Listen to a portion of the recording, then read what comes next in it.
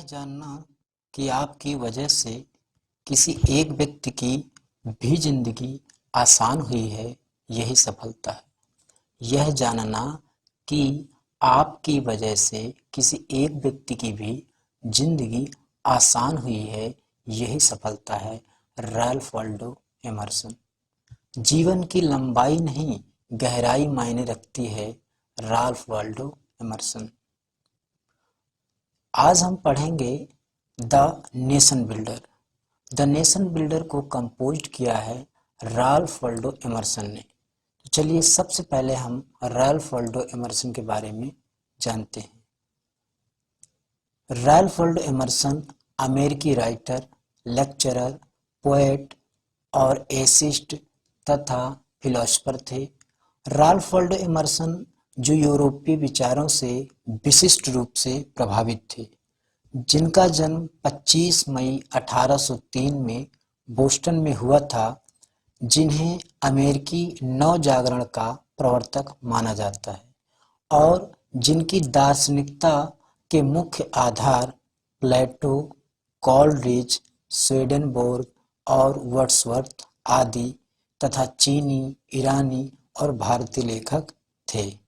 Ralph Waldo Emerson को concord के ऋषि के रूप में जाना जाता है। ये यहाँ 1834 में आकर बस गए थे।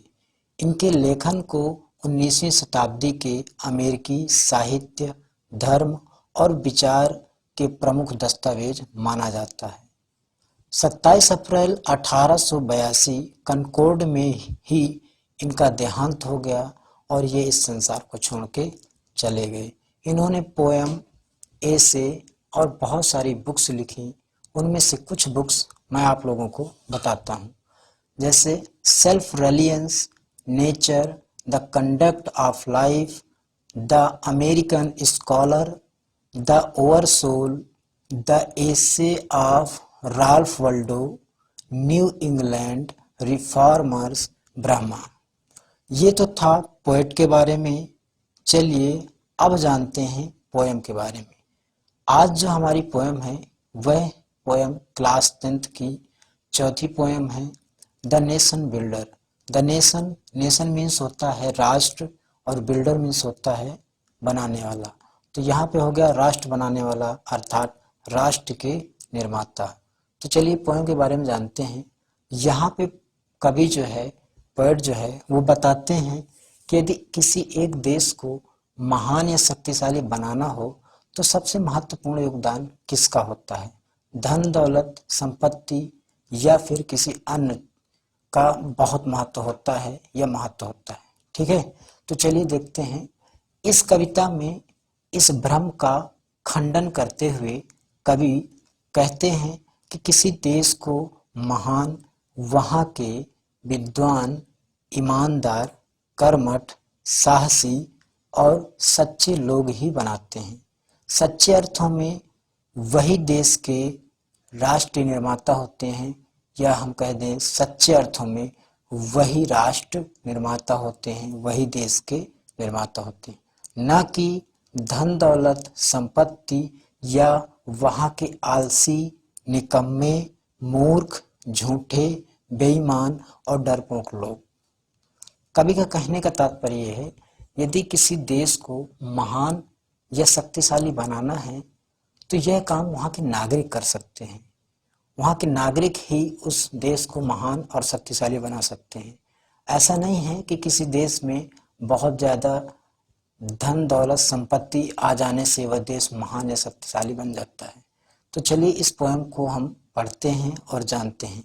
इस पोएम को पढ़ने से पहले आप इस बात को जरूर ध्यान रखें, इस कविता का क्या उद्देश्य है और इस कविता का में क्या संदेश मिलता है। ठीक है, तो बस अब स्टार्ट करते हैं द नेशन बिल्डर।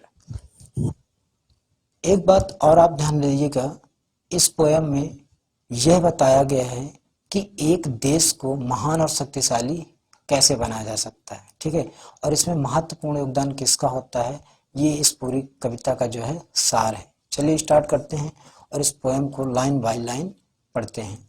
देखिए, not gold but only main make a people great and strong, not gold, gold means होता है यहाँ पे धन दौलत संपत्ति, ठीक है, नॉट गोल्ड नहीं धन, बट लेकिन, ओनली मेन केवल मेन, मेन मीन्स होता है लोग, केवल लोग, कैन मेक, मेक मीन्स होता है बनाना, केवल लोग ही बना सकते हैं, ए पीपुल। देखिए जहां भी पीपुल लिखा हो तो पीपुल के दो अर्थ होते हैं, एक तो राष्ट्र होता है और एक होता है हमारा लोग।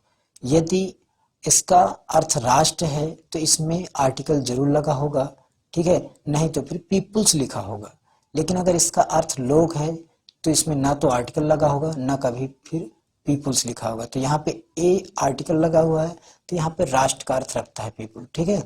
तो not gold but only main can make a people great and strong.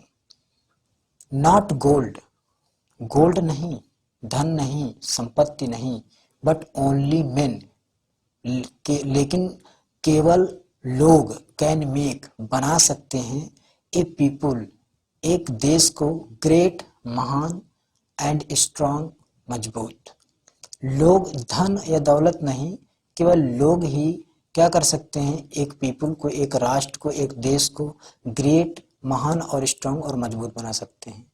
इन दो लाइनों में कवि कहता है कि एक देश को महान लोग बनाते हैं, ना कि धन दौलत या कह सकते हैं संपत्ति का भंडार, कि किसी देश में अत्यधिक संपत्ति आ जाए तो क्या हो जाएगा, वह महान या शक्तिशाली बन जाएगा, ठीक है। महान या शक्तिशाली केवल लोग ही बना सकते हैं, वहाँ के नागरिक ही बना सकते हैं। तो आगे क्या कहता है पोएट, मेन हु, मेन लोग हु जो, अब देखिएगा यहाँ पे मेन लोग हु जो फॉर ट्रूथ, ट्रूथ सच्चाई के लिए, and honour sake, honour sake means होता है सम्मान के लिए, ऑनर मीन्स सम्मान हो गया, ठीक है, और सेक मीन्स होता है के लिए। तो यहाँ पे ऑनर सेक का अर्थ हो गया सम्मान के लिए, मान सम्मान के लिए, यश कीर्ति के लिए, ठीक है। तो फॉर ट्रूथ सच्चाई के लिए, ऑनर सेक, अब सेक हमने बताया के लिए खातिर, ठीक है। तो ऑनर सेक मान और सम्मान के लिए, यश कीर्ति के लिए, stand fast, stand fast means होता है दृढ़, एंड सफर, सफर मीन्स होता है सहना, कष्ट सहना, लॉन्ग मीन्स लंबा यानी लंबे समय तक, ठीक है। तो यहाँ पे क्या कह रहा है कि स्टैंड फास्ट दृढ़ बने रहना, एंड सफर लॉन्ग सफर करना मतलब कष्ट सहना, लॉन्ग मीन्स होता है लंबे समय तक। तो इन दोनों लाइनों में मेन से लेकर के लॉन्ग तक पोएट कहना चाह रहा है कि मेन हु लोग, वे लोग जो फॉर ट्रुथ सच्चाई के लिए, एंड ऑनर सेक, ऑनर सेक मान सम्मान के लिए, मान सम्मान के खातिर, स्टैंड फास्ट दृढ़ होते हैं, एंड सफर सफर करते हैं, कष्ट को सहते हैं, लॉन्ग एक लंबे समय तक।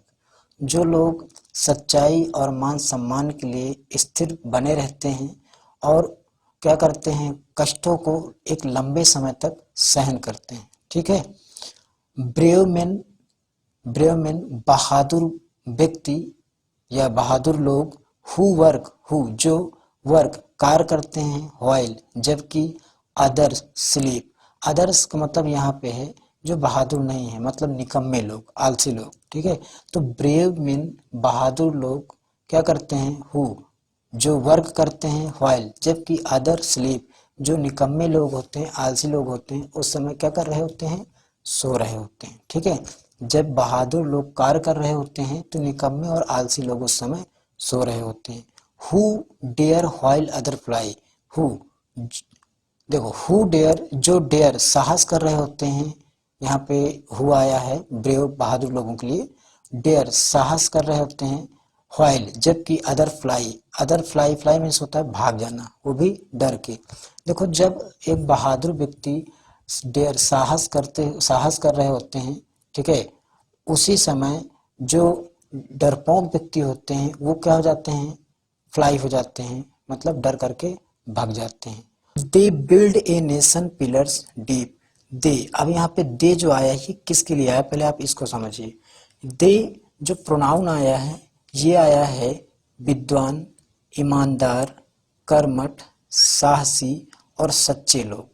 जो देश के नागरिक हैं मतलब जो ईमानदार हैं, विद्वान हैं, कर्मठ हैं, साहसी हैं और सच्चे हैं, वही सब लोग, देश के वही नागरिक क्या करते हैं, नेशंस पिलर, राष्ट्र की जो नींव है उसको डीप, गहराई तक, ठीक है, क्या करते हैं, स्थित करते हैं। एंड और लिफ्ट करते हैं, उठाते हैं, देम टू द स्काई, आसमान तक। अब दोनों लाइनों का अर्थ क्या है समझिए। पोएट यहाँ पे कह रहा है कि जो विद्वान, ईमानदार, कर्मठ और साहसी और सच्चे लोग होते हैं, ये लोग ही राष्ट्र की जो नेशंस पिलर है, जो राष्ट्र की नींव है, उसको स्थापित करते हैं डीप, गहराई तक, और lift them to the sky, और क्या करते हैं, देश को ऊंचाई की ओर ले जाते हैं, प्रगति की ओर ले जाते हैं। कहने का तात्पर्य यह है, यदि किसी महल की नींव जमीन के अत्यधिक अंदर तक स्थित है तो वह उतना ही मजबूत होगा जितनी मजबूत उसकी नींव होगी। तो इसी प्रकार अगर हम राष्ट्र रूपी महल की नींव को अत्यधिक मजबूत बनाते हैं तो ये जो हमारा राष्ट्र होगा ये महान बनेगा और शक्तिशाली बनेगा। इसी प्रकार राष्ट्र उन्नति करता रहता है, करता रहता है, करता रहता है। ठीक है, ये तो थी हमारी पोयम। अब आइए हम जानते हैं पोयम का क्या उद्देश्य था और इसमें क्या मैसेज मिलता है, क्या संदेश मिलता है। देखिए, यह कविता लोगों को संदेश देती है कि यदि आप देश को उच्च स्तर पर ले जाना चाहते हो तो लोगों को प्रतिभावान, कर्मठ, ईमानदार और परिश्रमी होना पड़ेगा। ठीक है, कहने का तात्पर्य यह है कि अगर किसी भी देश को उच्च स्तर पर ले जाना है, श्रेष्ठ बनाना है, महान बनाना है, शक्तिशाली बनाना है, तो वहाँ के नागरिकों को प्रतिभावान होना चाहिए, कर्मठ बनना चाहिए, ईमानदार और परिश्रमी होना बहुत जरूरी है। इसी प्रकार इस कविता का उद्देश्य है लोगों को जागृत करना, उत्कृष्ट या महान शक्तिशाली बनने के लिए। कहने का तात्पर्य है जो देश के सुस्त लोग हैं, मतलब जो सोए हुए हैं, उनको जगाने के लिए, ताकि वो देश को क्या बना सके, उत्कृष्ट बना सके, महान बना सके, शक्तिशाली बना सके। ये इस पोएम का लिखने का उद्देश्य था।